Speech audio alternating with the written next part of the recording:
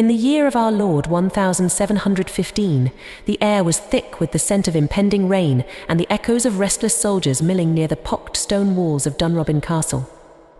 A foreboding atmosphere cloaked the ochre-tiled roof and tall, narrow windows, where tapestries depicting brave deeds of the MacLeod ancestors trembled in response to the fervour outside.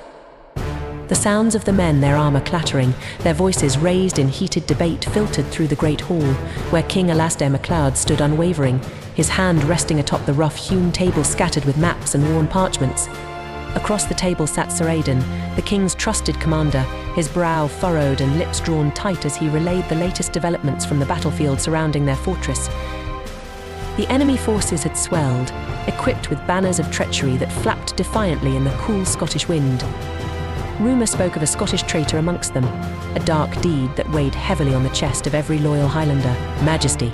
The negotiations failed, Sir Aidan announced, his voice low but edged with urgency.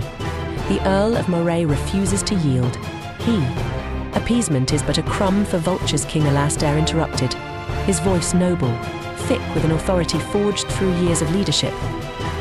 His sapphire eyes, piercing yet sombre, surveyed the room filled with steadfast men, warriors who had stood by him through the trials of their tumultuous kingdom. King's decision crackled in the air, igniting respect and dread in equal measure. Attack. It was a rallying cry, and the air thickened with a sense of destiny. The king believed the time had come to quell the insidious threat festering like an infection at the gates of Dunrobin.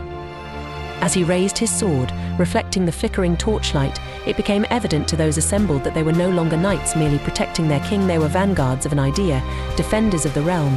The ensuing battle waged dawn until dusk, a symphony of clashing steel and the cries of men and horses intermingled in a chaotic dance.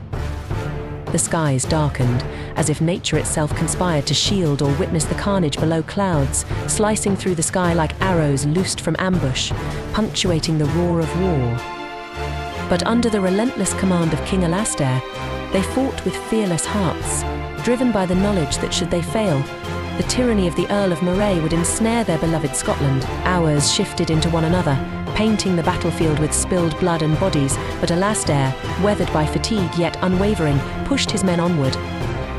His battle cries echoed through the din, vibrating with urgency over blood-soaked grass, galvanizing the weary and inspiring his men to press forth against the tide of treachery. When the last flicker of dusk blanketed the land, the enemy faltered and retreated. Cheers erupted from the lips of the survivors, fresh life breathed back into weary soldiers. King Alastair, with his blade sunk deep in the rich earth, stood victorious, but a shadow crossed his visage as he surveyed the plundered field strewn with the fallen brothers lost to madness, friendships torn asunder. This victory, however sweet, bore an unsettling weight. As he surveyed the remnants of battle, Alastair felt a chill creep up his spine, an omen of unrest. For while they had prevailed today, the true war had only just begun.